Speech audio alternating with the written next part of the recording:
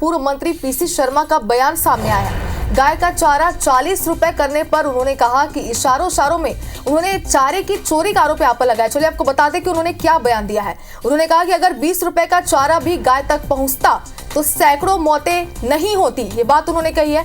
CM को देखना होगा चारा गौ माता तक पहुंच भी रहा है या फिर नहीं। सीएम मोहन के चित्रकूट जाने पर भी उन्होंने अपना बयान दिया। उन्होंने कहा कि गाय और राम बीजेपी का पॉलिटिकल स्टंट है, चुनाव आते ही इन्हें दोनों की याद आ जाती है। तो एक बड़ा बयान उन्होंने दिया और इशारों में नहीं बल्कि सीधे तौर पर उन्होंने आरोप लगाया है।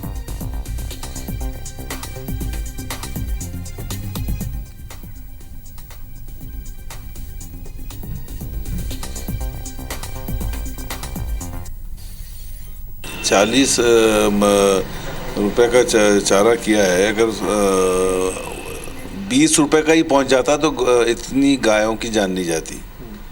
अब 40 पे उनके पास पहुंच जाए, उनको इतना चारा मिल जाए, इतना खाना मिल जाए गौ माता को, तो मैं समझता हूँ कि बड़ी बात होगी। लेकिन लूप होल वही है और सबसे बड़ी बात ये है कि चुनावी स्टैंड है। तो पीसी शर्मा ने क्या कुछ कहा आपने साफ तौर पर सुना, सीधे क्या आरोप लगाए ये भी आपने सुना। और इस पूरे विषय पर चर्चा करने के लिए हमारे साथ दो मेहमान जुड़ चुके हैं। कांग्रेस प्रवक्ता स्वदेश शर्मा हमारे साथ जुड़ चुके हैं और बीजेपी प्रवक्ता दुर्गेश केशवानी हमारे साथ जुड़ चुके हैं। सबसे पहले बीजेपी के पास ही जाना चाहते हैं। दुर्गेश जी, आपका बहुत स्वागत है IBC 24 पर।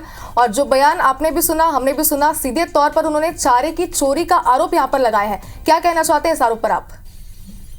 देखिए शुभांगी जी, निश्चित रूप से पीसी शर्मा जी उस पार्टी के नेता हैं जिसके प्रधानमंत्री राजीव गांधी जी ने कहा था कि हम 1 रुपया बेचते हैं तो 15 पैसे नीचे पहुंचते हैं।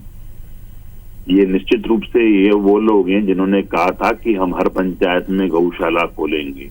ये झूठ और बोलने वाले लोग हैं, छल करने वाले लोग हैं, कपट करने वाले लोग हैं, धोखा करने वाले लोग हैं।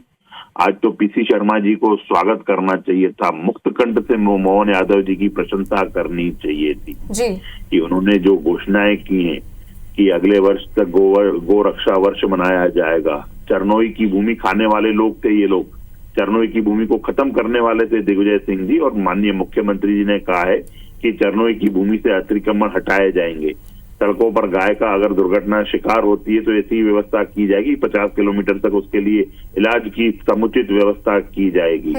चारे की राशि बढ़ाने का काम, भूसा काटने के लिए उपकरणों पर सब्सिडी देने का काम, ये सब काम इन घोषणाओं का तो स्वागत करना चाहिए। पर मुझे लगता है कि पीसी शर्मा जी और कांग्रेस सिर्फ राजनीति के इर्द गिर्द घूमने वाले लोग हैं। इनको इन सब चीजों से सिर्फ तब मतलब होता है जब चुनाव आते हैं और ये इस तरह की बातें करते हैं। चलिए दुर्गेश जी, स्वदेश जी भी हमारे साथ जुड़े हुए हैं, उनसे भी थोड़ी उनकी प्रतिक्रिया ले लेते हैं। स्वदेश जी, आपसे यही जानना चाहते हैं, जो बयान उन्होंने यहाँ पर पीसी शर्मा ने दिया है, जो आरोप लगाया है, उनसे कितना ज्यादा आप सहमत है, कितना सही है वो आपके हिसाब से? देखिए, आरोप लगाया उन्होंने, वो आरोप नहीं है, वो सत्यता है। ये गौमाता के नाम पर राजनीति करने वाली भाजपा तकरीबन 20 साल से इनकी मध्य प्रदेश में सरकार है। बावजूद इसके ये गौशालाओं में जो गायों की मृत्यु हुई है, मैं विदिशा की अगर जिक्र करूं तो भारतीय जनता पार्टी की लीडर थी वो, जो गौशाला का चलाती थी, जिसमें सैकड़ों गाय के कंकाल पाए गए।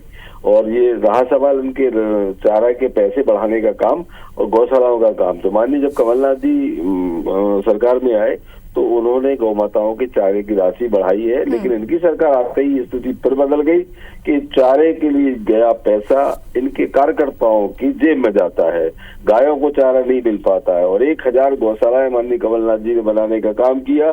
भोपाल की बात करें तो हुजूर विधानसभा में एक ऐसी गौशाला का भी निर्माण कराया था माननीय कमलनाथ जी की सरकार ने कि जिसमें इतनी सुख सुविधाएं, गायों के अलावा अगर कोई मेहमान, कोई गेस्ट आता है तो गेस्ट हाउस तक उसमें निर्मित था। लेकिन भारतीय जनता पार्टी की सरकार ने तकरीबन 2 साल में उसको लाइट कनेक्शन नहीं दे पाया, जिसमें चारा सहित, हॉस्पिटल सहित सारी सुविधाएं युक्त गौशाला बनवाई थी। मैं समझता हूं भारतीय जनता पार्टी के लोग सिर्फ आरोप प्रत्यारोप लगा सकते हैं हमारी पार्टी पर, लेकिन हमने जीव जंतुओं की अगर बात करें तो जीव जंतुओं के साथ साथ हमने लोगों की सुरक्षा करने में जो अहम भूमिका निभाई है। आज देश इसीलिए समृद्ध हुआ है और देश को सोने की चिड़िया कहे जाने वाले जो विश्व भर में कहा जाता है, ये प्रमाण भी कांग्रेस की वजह से मिला है कि भारत सोने की चिड़िया है। लेकिन आज हम देख रहे हैं कुछ दिनों से तो जो भी योजनाएं आती हैं, मैं समझता हूँ तो ठंडे बस्ते में चली जाती हैं, जैसे मैं बात करता हूँ रामपथ गमन की, रामपथ गमन की बात करूं तो 2010 का आप अभी गूगल सर्च कर लीजिए, बजट पेश हुआ भाजपा की सरकार का, माननीय मुख्यमंत्री थे शिवराज सिंह चौहान। बजट दिया था कितना, 10 रुपए, जी हाँ मात्र 10 रुपए। अब इनकी मंशा क्या थी 10 रुपए बजट एलोकेट करने का?